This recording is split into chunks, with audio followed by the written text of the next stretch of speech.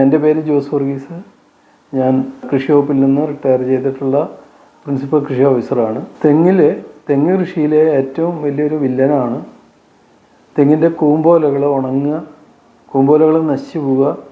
അതുപോലെ തന്നെ കൂമ്പ് പിഴുതെടുക്കുകയാണെങ്കിൽ അത് കൈ വരും, അതിൻ്റെ അടിഭാഗം മൊത്തം ചീഞ്ഞു പോകുന്നൊരവസ്ഥ. ഇതൊരു ഫംഗൽ രോഗമാണ്, പൂപ്പൽ രോഗമാണ്.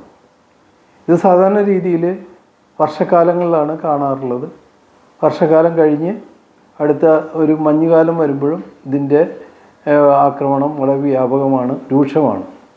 നല്ല കായ്ഫലമുള്ള തെങ്ങുകൾ ഈ രീതിയിൽ നശിച്ചു പോകുന്നത് വളരെ വേദനാജനകമാണ്. ഇതിനെ എങ്ങനെ പ്രതിരോധിക്കാമെന്നുള്ളതും ആണ് ഇന്നത്തെ മുഖ്യ വിഷയം.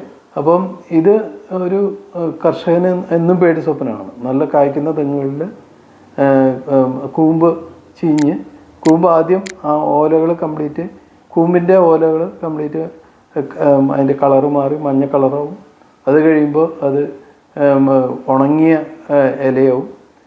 ഉണങ്ങിയ കൂമ്പ് കണ്ടു കഴിഞ്ഞ് അത് വലിച്ചു പിടിക്കുകയാണെങ്കിൽ അതങ്ങോട്ട് ഊരിപ്പോരും. ഇത് വലിയൊരു പ്രശ്നമാണ്.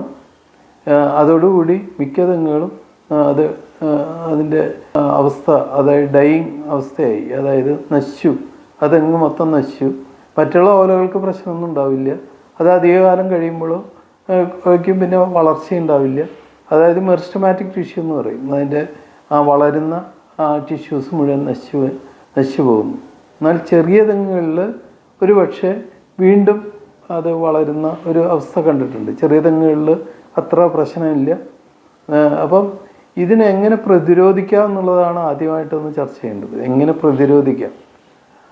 ഇതിന് കുറച്ചൊരു ബുദ്ധിമുട്ടുണ്ട്. കാരണം തെങ്ങിൻ്റെ മുകളിൽ കയറിയിട്ട് തന്നെ അതിനെ പ്രതിരോധിക്കേ പറ്റുള്ളൂ. ഒരു മുൻകരുതൽ എന്നുള്ള നിലയ്ക്ക് മുൻകരുതൽ എങ്ങനെ നടത്താമെന്നുള്ളത്. ഇതിൽ നല്ലൊരു കുമിൾനാശിനിയാണ് ഇൻഡോഫിലം 45. ഇതിൽ മാംഗോ സബ് 75% അടങ്ങിയിട്ടുള്ള ഒരു പ്രോഡക്റ്റാണ് ഇൻഡോഫിലം 45.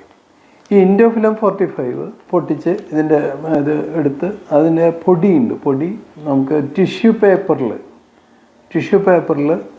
അത് ഒരു 5 ഗ്രാം ടിഷ്യൂ പേപ്പറിലിട്ട് റബ്ബർ ബാൻഡ് ഇട്ട് കെട്ടി, അല്ലെങ്കിൽ നൂല് വെച്ച് കെട്ടി ഒരു കിഴി പോലെയാക്കി തെങ്ങിൻ്റെ, അതായത് ആ ക്രൗൺ ഏരിയയിൽ, തെങ്ങിൻ്റെ ഏറ്റവും മണ്ടാന്ന് പറയും, ആ ക്രൗൺ ഏരിയയിൽ ഈ കൂമ്പോല ഉള്ള ഭാഗത്ത് നമുക്ക് അത് കെട്ടിവെച്ചാൽ മതി. അടുത്ത പട്ടയമ കെട്ടിവെക്കുക. 2 or 3 കെട്ടിവെക്കാം. 5 ഗ്രാമിൻ്റെ 2 പാക്കറ്റ് അല്ലെങ്കിൽ 3 പാക്കറ്റ് കെട്ടിവെക്കാം. ഇങ്ങനെ കെട്ടിവെക്കുമ്പോഴുള്ള ഗുണം എന്ന് പറഞ്ഞു കഴിഞ്ഞാൽ വർഷക്കാലം ആകുമ്പോൾ അല്ലെങ്കിൽ മഴ കിട്ടിക്കഴിയുമ്പോൾ ഇത് വെള്ളത്തിൽ അലിഞ്ഞ് ചെറിയ രീതിയിൽ ഇതിൻ്റെ കൂമ്പിൽ പതിച്ചുകൊണ്ടിരിക്കും. ഈ മരുന്നിൻ്റെ ആക്ഷൻ കൂമ്പിൽ പതിച്ചുകൊണ്ടിരിക്കും. ഇങ്ങനെ കൂമ്പിൽ പതിക്കുമ്പോൾ ഈ രോഗത്തിൻ്റെ ഹേതുക്കളായിട്ടുള്ള ഫൈറ്റോഫ്തോറ പാൽമിവോറ എന്നുള്ള ഫംഗസിൻ്റെ ഗ്രോത്ത് അതോടുകൂടി നിശേഷം നശിക്കും. ഇതാണ് ഏറ്റവും നല്ല പ്രതിരോധ മാർഗം. അതുമാത്രമേ ഇപ്പോൾ കണ്ടിട്ടുള്ളൂ. നല്ല റിസൾട്ട് കൃഷിക്കാരുടെ ഭാഗത്തു നിന്നുള്ള നല്ല ഒരു റിസൾട്ടും വരുന്നുണ്ട്. അത് വളരെ എഫക്റ്റീവാണ് എന്നുള്ളത്. ഈ ബഡ് റോട്ടിനെ പ്രതിരോധിക്കാൻ ഏറ്റവും നല്ല മാർഗ്ഗമാണത് ഇൻഡോഫിൽ. ചെറിയ കിഴികൾ 2 കിഴി മതി, 2 മതി, 3 വേണ്ട, 2 മതി. 2 ഭാഗത്തായിട്ട് ഇതിൽ വെള്ളം വീഴുന്ന ഒരു ഇതിലേക്ക് വെച്ച് കൊടുക്കുക. മിക്കതും കൂമ്പോല വിരിയുന്ന ആ സമയത്ത് വെച്ചാൽ മതി. കൂമ്പോല വിരിയുന്ന ആ സമയത്ത് കെട്ടി വെച്ചാൽ മതി. അപ്പോൾ ശരിക്കും ആ കൂമ്പിലേക്ക് അതിൻ്റെ ഇത് വീഴും.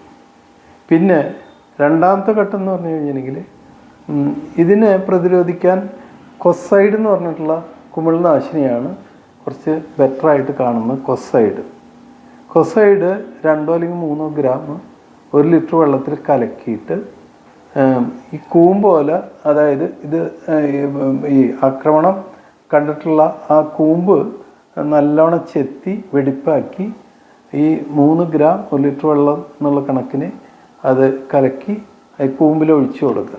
കൂമ്പിൽ കൊടുത്ത് ഒരു പ്ലാസ്റ്റിക് കവറുണ്ട് മൂടി വയ്ക്കുക. ഒരു മാസം അല്ലെങ്കിൽ 1 മാസം കഴിഞ്ഞ് വീണ്ടും റിപ്പീറ്റ് ചെയ്യണം. മിക്കതും 70 to 80% വീണ്ടും കൂമ്പ് വരാനുള്ള സാധ്യത കൊസൈഡ് കൊണ്ട് ലഭ്യമാക്കുന്നുണ്ട്. പിന്നെ വേറൊരു മെത്തേഡാണ് നമുക്ക് ബോർഡോ പേസ്റ്റ്. കൊസൈഡ് ലഭ്യമില്ലാത്ത സ്ഥലങ്ങളിൽ ബോർഡോ പേസ്റ്റും ഒരു പഴയ റെക്കമെൻഡേഷനാണ്. ബോർഡോ പേസ്റ്റ് 100 ഗ്രാം, കോപ്പർ സൾഫേറ്റ് അതായത് തുരിശ് 100 ഗ്രാം നീറ്റി വെക്കുക. അതായത് 1/2 ലിറ്റർ വെള്ളം. ഇതാണ് അതിൻ്റെ കണക്ക്. 100 ഗ്രാം കോപ്പർ സൾഫേറ്റ്, 100 ഗ്രാം തുരിശ് 1/2 ലിറ്റർ വെള്ളത്തിൽ മിക്സ് ചെയ്യുക. 1/2 ലിറ്റർ വെള്ളത്തിൽ മിക്സ് ചെയ്ത് കഴിഞ്ഞിട്ടുണ്ടെങ്കിൽ ഒരു കുഴമ്പ് രൂപത്തിൽ കിട്ടും. ഇത് നല്ലോണം കട്ട് ചെയ്തിട്ട് അതിൽ തേച്ച് പിടിപ്പിച്ച് വീണ്ടും അത് നല്ലൊരു പ്ലാസ്റ്റിക് കവറിട്ട് മൂടി വയ്ക്കുക. ഇതാണെങ്കിലും പുതിയ കൂമ്പുകൾ വരാൻ സാധ്യതയുണ്ട്. ഇത് വലിയൊരു പ്രശ്നം സൃഷ്ടിക്കുന്നതാണ്. ഇന്ന് തെങ്ങ് കൃഷിക്കുന്ന കേരളത്തിലെ വലിയൊരു ഇഷ്യൂ ആണ്. ധാരാളം പേര് എന്നോട് ചോദിക്കുന്നുണ്ട് ഇനി എന്ത് ചെയ്യണം. പല കാരണം ചെറിയ തെങ്ങുകൾക്കാണെങ്കിൽ പ്രശ്നമില്ല. ചെറിയ തെങ്ങും മെറിസ്റ്റമാറ്റിക് ടിഷ്യൂസ് വളരെ ആക്റ്റീവ് ആയതുകൊണ്ട് തന്നെ പെട്ടെന്ന് തന്നെ ഈ രീതിയിൽ ചെയ്തു കഴിഞ്ഞാൽ കൂമ്പ് വരും. നല്ല കായ്ക്കണ തെങ്ങുകൾക്ക് വന്നു കഴിഞ്ഞാൽ ബുദ്ധിമുട്ടാണ്. അപ്പോൾ നമ്മൾ പ്രത്യേകം ശ്രദ്ധിക്കേണ്ടത് തെങ്ങ് കയറുമ്പോൾ ഈ രീതിയിൽ വല്ലതും കണ്ടു കഴിഞ്ഞിട്ടുണ്ടെങ്കിൽ ഉടൻ തന്നെ ഈ മാർഗ്ഗങ്ങൾ നമ്മൾ അവലംബിക്കണം.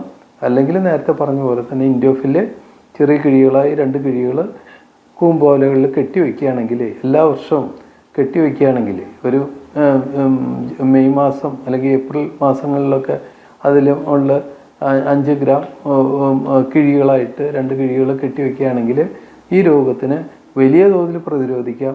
നമ്മൾ വർഷങ്ങളോളം നട്ടു വളർത്തി കൊണ്ടുവന്ന നല്ല കായ്ഫലമുള്ള തെങ്ങുകളെ നമുക്ക് സംരക്ഷിക്കാം, ഈ രോഗത്തിൽ നിന്ന് സംരക്ഷിക്കാം. ഇതിൻ്റെ വിശദമായിട്ടുള്ള നിങ്ങളുടെ അഭിപ്രായങ്ങളും അതുപോലെ സംശയങ്ങളും എൻ്റെ ഫോൺ നമ്പർ താഴെ കൊടുത്തിട്ടുണ്ട്. എന്നെ നേരിട്ട് ബന്ധപ്പെടുകയാണെങ്കിൽ ഞാൻ അതിനെക്കുറിച്ച് വിശദമായിട്ട് നിങ്ങൾക്ക് അതിനുള്ള ഉത്തരങ്ങൾ ലഭിക്കുന്നതാണ്.